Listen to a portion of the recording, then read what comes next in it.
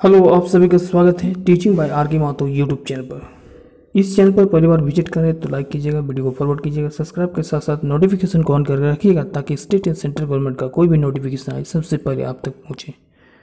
बात करेंगे JSSC ladies supervisor exam, Jharkhand महिला सुपरवाइजर एग्जाम तथा झारखंड की कोई भी परीक्षाओं को यदि आप तैयारी कर रहे हैं तो ये आपके लिए काफ़ी इंपॉर्टेंट होने वाला वीडियो, क्योंकि जो एग्ज़ाम सिलेबस पर आधारित है वो पार्ट बाय पार्ट हम लोग करवाते चलेंगे एमसीक्यू, ताकि आपका जो एग्ज़ाम में क्वेश्चंस पूछा जाएगा इससे बाहर नहीं पूछा जाएगा। ठीक है, तो इसमें हम लोग पेपर थर्ड यानी सामान्य अध्ययन जीके जीएस का पंचायती राज के बारे में इंपॉर्टेंट एमसीक्यू लगाने वाले हैं। यदि आप लोगों को आंसर मालूम है तो कमेंट नीचे दिए कमेंट पर जरूर आंसर दीजिएगा। चलिए देने करते हैं, शुरुआत करते हैं।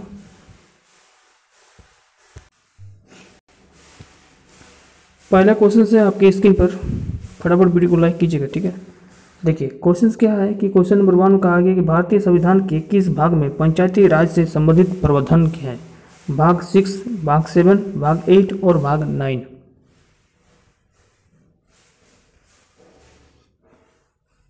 तो इसका करेक्ट आंसर हो जाएगा भाग 9। ठीक है, अगला जो है भारतीय संविधान के किस भाग में नगर पालिका से संबंधित प्रावधान है? भाग 4 का क, भाग 4 का 9, भाग 14 का 1 और भाग 22।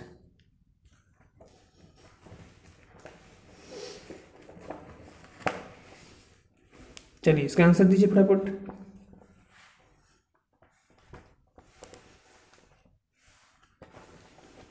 क्या हो जाएगा इसका आंसर?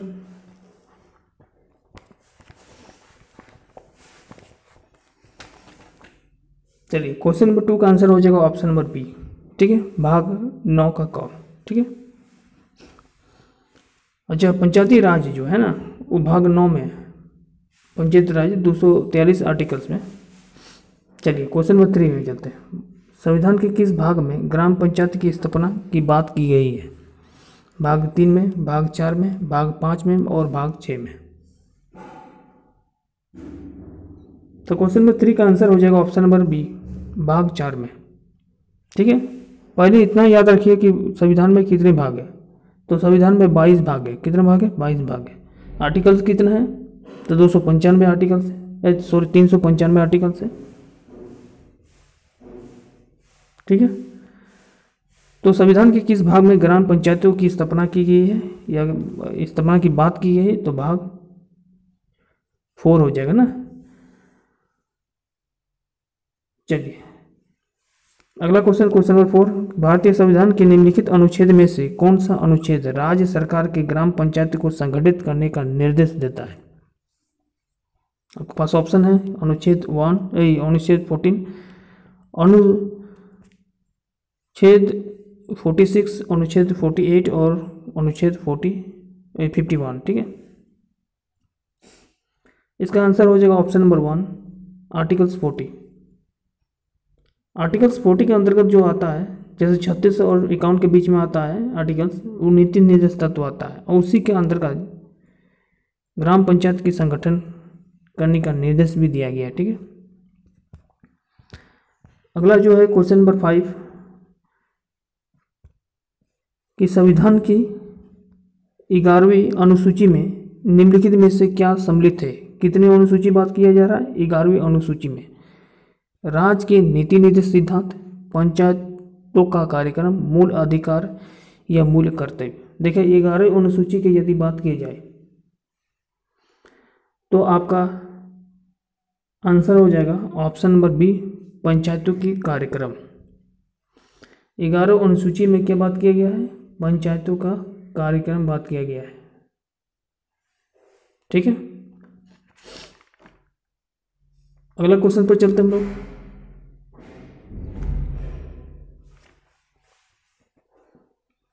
क्वेश्चन नंबर 6, पंचायती राज प्रणाली किस पर आधारित है?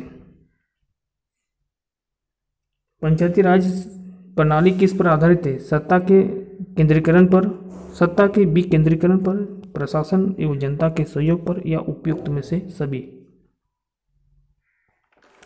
क्वेश्चन नंबर 6 का आंसर हो जाएगा ऑप्शन नंबर बी, सत्ता के विकेंद्रीकरण पर। ठीक है, चलिए अगला क्वेश्चन देखते हैं। क्वेश्चन नंबर 7, पंचायती राज प्रदान करता है, पंचायती राज प्रदान करता है पिछड़े क्षेत्रों के कृषि विकास, स्थानीय स्तर पर लोकतांत्रिक प्रशासन, ग्रामीण स्तर पर उचित राजस्व का संचलन, और ऑप्शन नंबर डी है देहाती क्षेत्र में शिक्षा का फैलाव। तो पंचायती राज जो प्रदान करता है वो है स्थानीय स्तर पर लोकतांत्रिक प्रशासन। ऑप्शन नंबर बी करेक्ट होगा। अगला क्वेश्चन है क्वेश्चन नंबर 8 में कि पंचायती राज का प्रधान लक्ष्य क्या है। ऑप्शन नंबर 1 है ग्रामवासियों के बीच में प्रतिनिधित्व को बढ़ाना। ऑप्शन नंबर बी में है चुनाव में लड़ने के लिए ग्रामवासियों को प्रशिक्षण देना।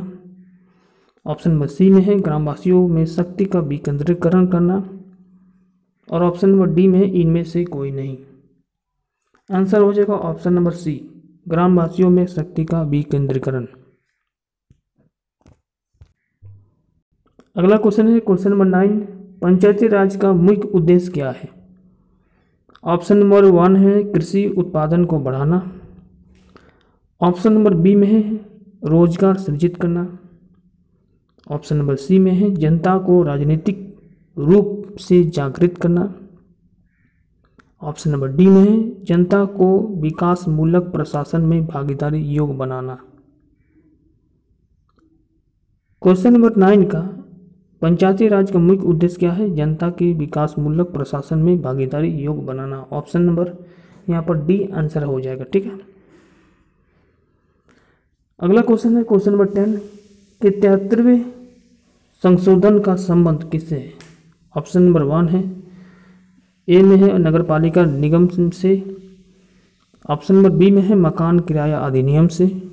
ऑप्शन नंबर सी में है पंचायती राज अधिनियम से, और ऑप्शन नंबर डी में है सांसदों के वेतन एवं महंगाई भत्ता में वृद्धि से।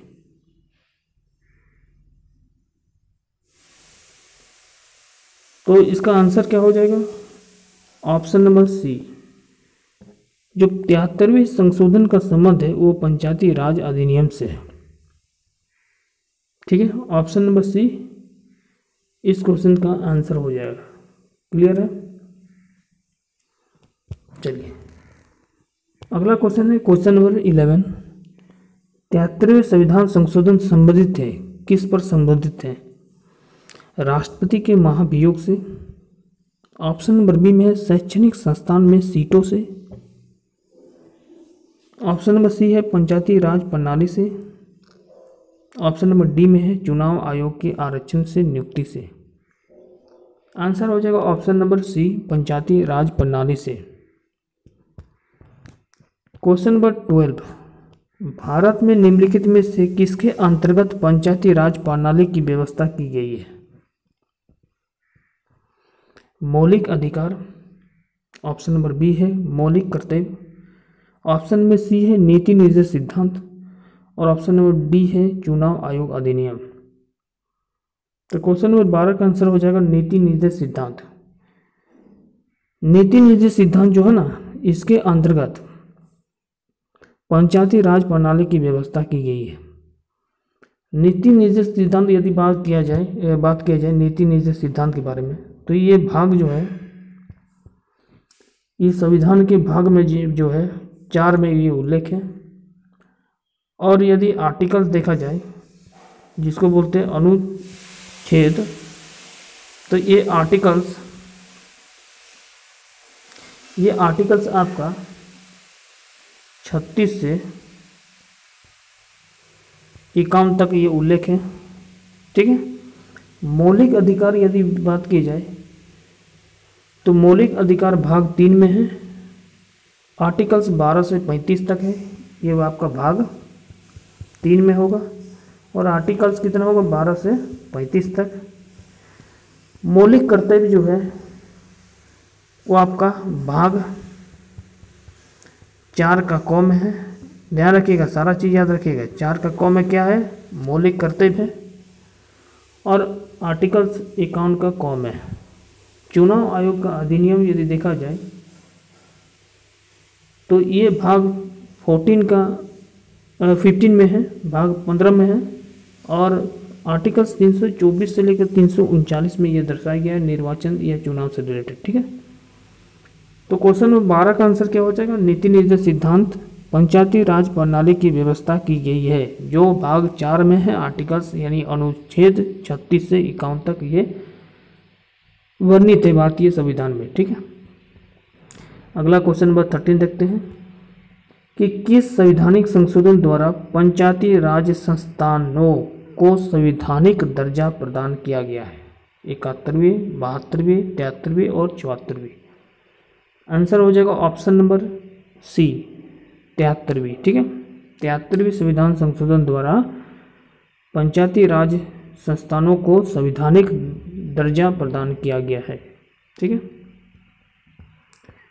अगला जो है 14 में कि 73वें संविधान संशोधन द्वारा संविधान के कौन से अनुसूची जोड़ी गई है?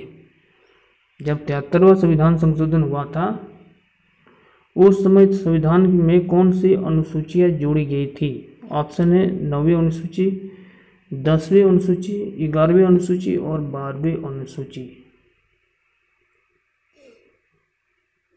बताइए तो क्या होगा इसका आंसर? इसका आंसर क्या होगा बताइए, एनीबॉडी?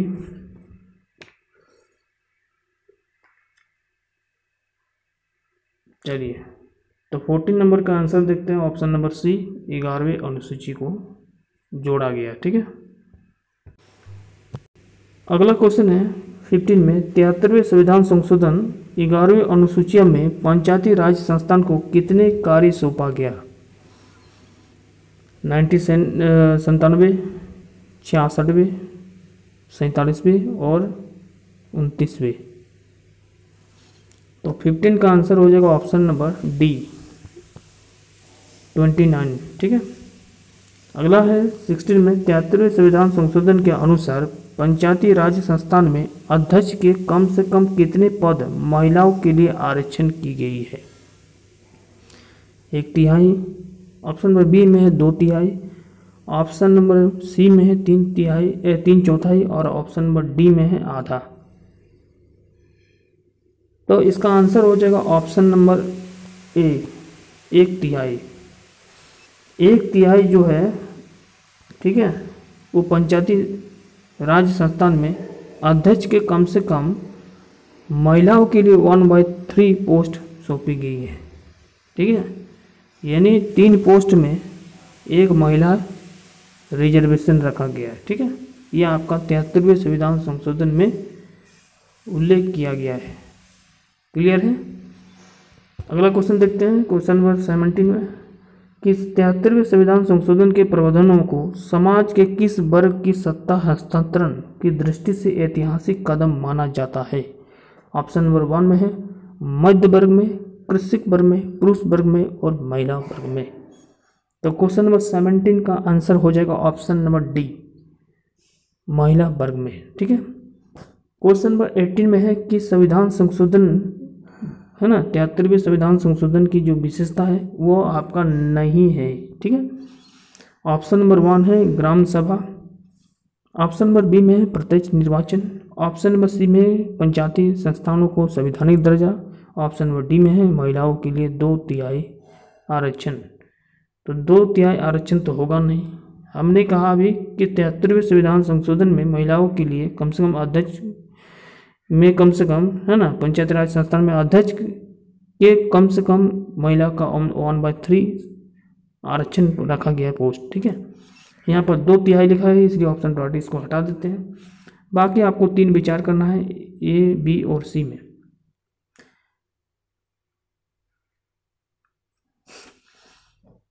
तिहत्तरवें संविधान संशोधन की विशेषता ग्राम सभा है, प्रत्यक्ष निर्वाचन है, पंचायती संस्थान की संवैधानिक दर्जा है। अच्छा, क्वेश्चन में पूछा गया है 73वें संविधान संशोधन की विशेषता नहीं है, जबकि यही नहीं है, ऑप्शन नंबर डी नहीं है, है ना। जब क्वेश्चन नहीं पूछा जाए तो आंसर हो जाएगा ऑप्शन नंबर डी। क्लियर है? चलिए, बाकी ग्राम सभा हो, प्रत्यक्ष निर्वाचन हो या पंचायती संस्थान को संवैधानिक दर्जा हो, बाकी ये सारा उल्लेख है आपका 73वें संविधान संशोधन में। अगला जो है क्वेश्चन नंबर 19 में 73वें संविधान संशोधन द्वारा पंचायती राज संस्थान के लिए किस तरह के चुनाव का प्रावधान किया गया है? प्रत्यक्ष एवं गुप्त मतदान, ऑप्शन नंबर बी अप्रत्यक्ष मतदान, ऑप्शन नंबर सी गुप्त मतदान और ऑप्शन नंबर डी खुला मतदान। चलिए इसका आंसर दीजिए।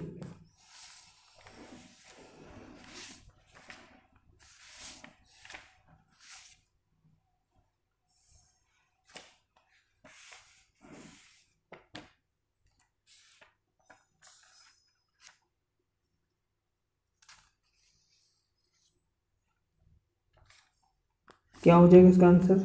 क्वेश्चन नंबर 19 का आंसर हो जाएगा ऑप्शन नंबर 1 प्रत्यक्ष एवं गुप्त मतदान द्वारा। ठीक है, चलिए अगला क्वेश्चन पर चलते हैं।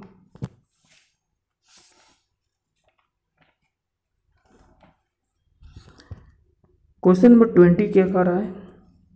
भारत के किसके चुनाव में आरक्षित स्थानों को चक्र अनुसार से भरे जाने का प्रावधान किया गया है?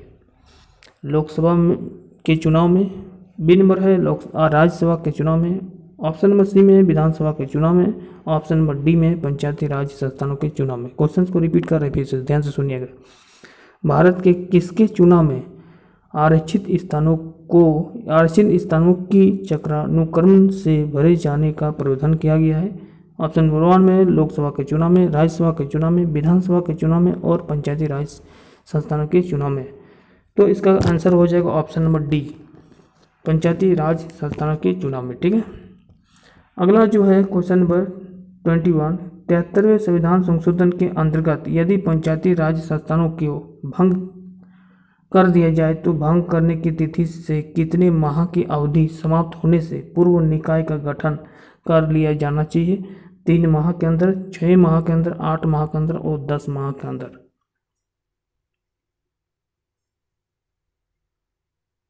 ठीक है,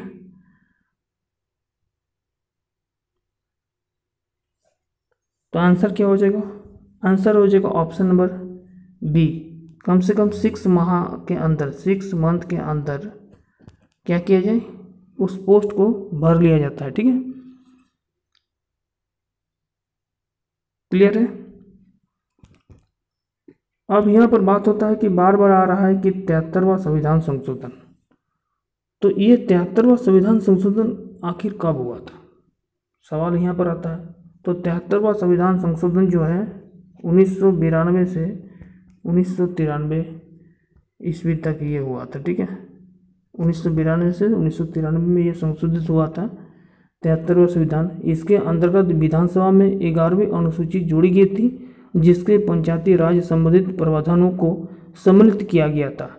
और इस संविधान इस संविधान के संशोधन द्वारा संविधान में भाग 9 जोड़ा गया और इसके अनुच्छेद 243 एवं 273 क से लेकर 243 9 तक अनुच्छेद वर्णित है इसमें। ठीक है,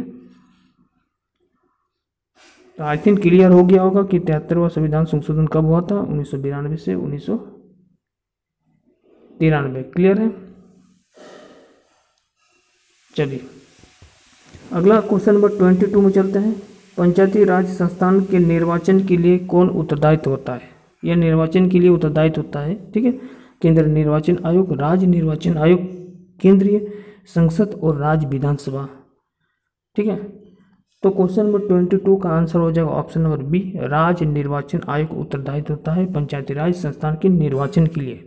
और अभी हम बात किए कि निर्वाचन की जो प्रणाली है ना, निर्वाचन की जो प्रणाली है वो भारतीय संविधान में वर्णित किए गए हैं। कौन सा अनुसूची में?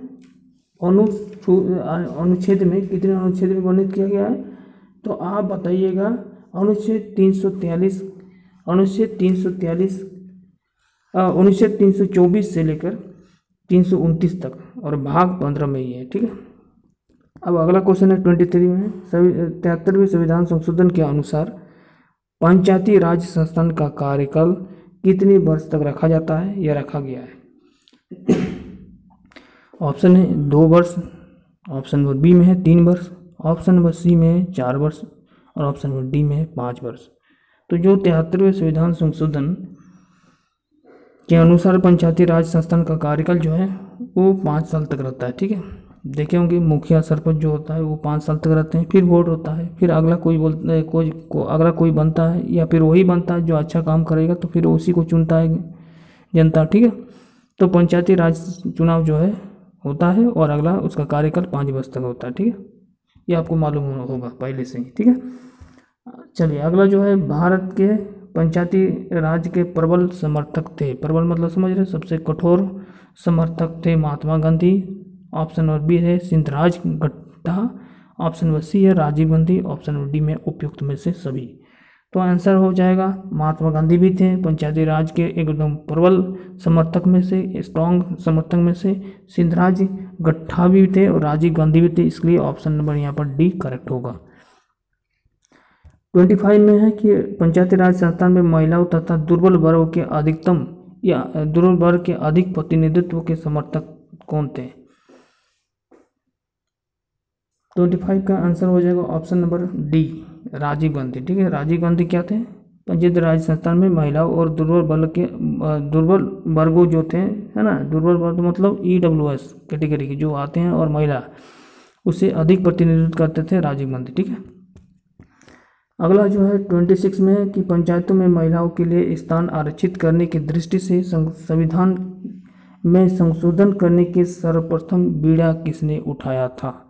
ऑप्शन नंबर 1 है जवाहरलाल नेहरू ने, ऑप्शन नंबर बी है लाल बहादुर शास्त्री ने, ऑप्शन नंबर सी में है चंद्रशेखर ने और ऑप्शन नंबर डी में है राजीव गांधी ने।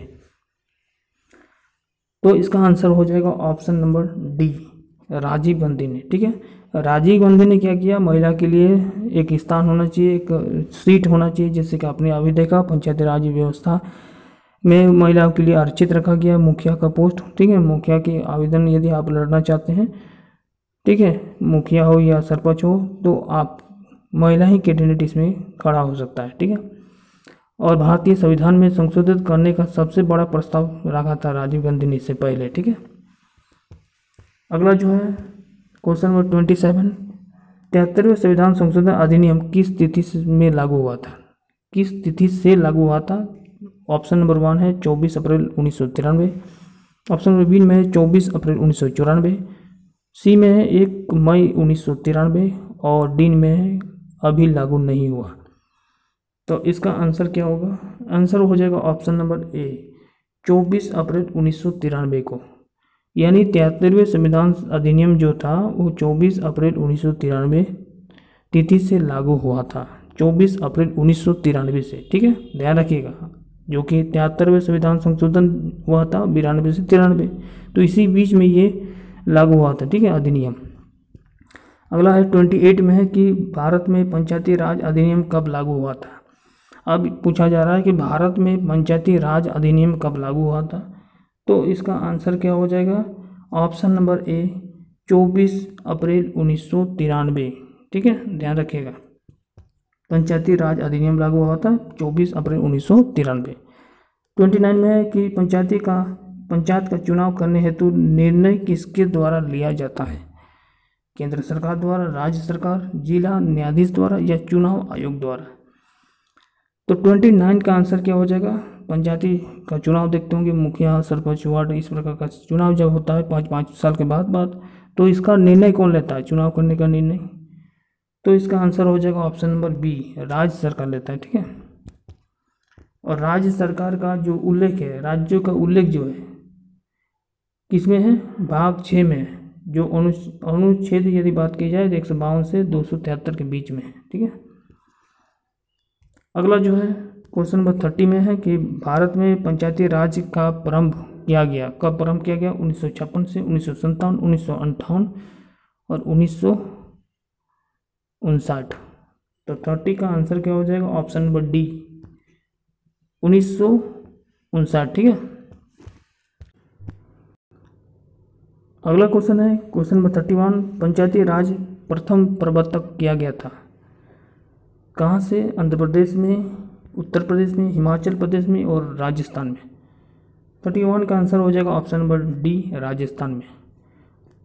32 का है भारत में सबसे पहले राजस्थान में पंचायती राज की स्थापना किस वर्ष हुआ था। ऑप्शन है 1992 में, 1952 में, ऑप्शन नंबर 1956, 1959 और 1960। 32 का आंसर हो जाएगा ऑप्शन नंबर सी। 1959 में भारत में सबसे पहले राजस्थान में पंचायत राज की स्थापना 1959 में हुआ था। 33 है कि देश में त्रिस्तरीय पंचायती राज व्यवस्था को निम्न राज्य में सर्वप्रथम अपनाया गया था। ऑप्शन नंबर 1 में पश्चिम बंगाल एवं कर्नाटक, ऑप्शन नंबर बी में है गुजरात एवं राजस्थान, ऑप्शन नंबर सी में उत्तर प्रदेश एवं Madhya Pradesh, option number D में है राजस्थान एवं आंध्र प्रदेश। आंसर हो जाएगा राजस्थान और आंध्र प्रदेश। ये दो जो राज्य हैं इसमें त्रिस्तरीय पंचायती राज व्यवस्था को सर्वप्रथम अपनाया था। कब अपनाया था? 1959 में, 1959 पर, ठीक है, राजस्थान और आंध्र प्रदेश।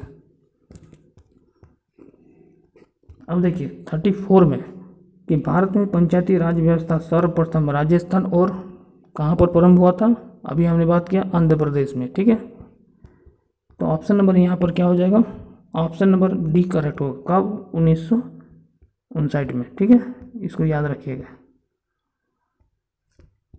चलिए अब देखिए 35 में कि प्रथम पंचायती राज व्यवस्था का उद्घाटन पंडित जवाहरलाल नेहरू द्वारा 2 अक्टूबर 1959 को कहाँ किया गया था?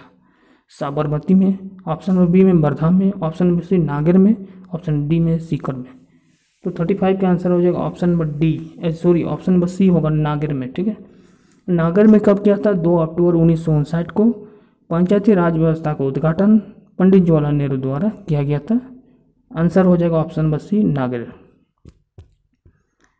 अगला क्वेश्चन है 36 में कि देश के ग्रामीण क्षेत्र के सामाजिक व सांस्कृतिक उत्थान के लिए सामुदायिक विकास कार्यक्रम कब प्रारंभ किया गया था? 15 अगस्त 1947, 26 जनवरी 1950, 2 अक्टूबर 1952, 14 नवंबर 1954। 36 का आंसर हो जाएगा ऑप्शन नंबर सी, 2 अक्टूबर 1952 को। क्या होता है? 2 अक्टूबर 1952 को देश के ग्रामीण क्षेत्र के सामाजिक एवं सांस्कृतिक उत्थान के लिए सामुदायिक विकास कार्यक्रम प्रारंभ किया गया था। अब देखिए 37 में कि सामुदायिक विकास कार्यक्रम का मुख्य उद्देश्य क्या था?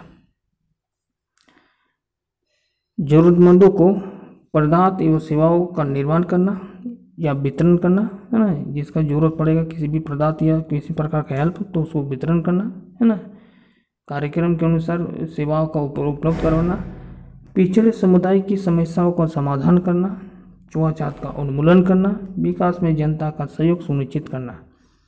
37 का आंसर हो जाएगा ऑप्शन नंबर डी। जो समुदाय विकास कार्यक्रम का मुख्य उद्देश्य है वह है विकास में जनता का सहयोग सुनिश्चित करना। अगला जो है 38 में कि भारत सरकार द्वारा सामुदायिक विकास योजना की शुरुआत 2 अक्टूबर 1950 को की गई, 1951 को, 1952 को, 1953 को। तो अभी हमने देखा कि भारत सरकार द्वारा सामुदायिक विकास योजना की शुरुआत 2 अक्टूबर 1953 को की गई, ठीक है। 38 का आंसर हो जाएगा ऑप्शन नंबर डी। अब देखिए 39 समुदाय विकास कार्यक्रम की असफलता का कारण क्या है? धन की कमी, सरकारी कर्मचारियों पर निर्भरता, गुटबाजी या अशिक्षा।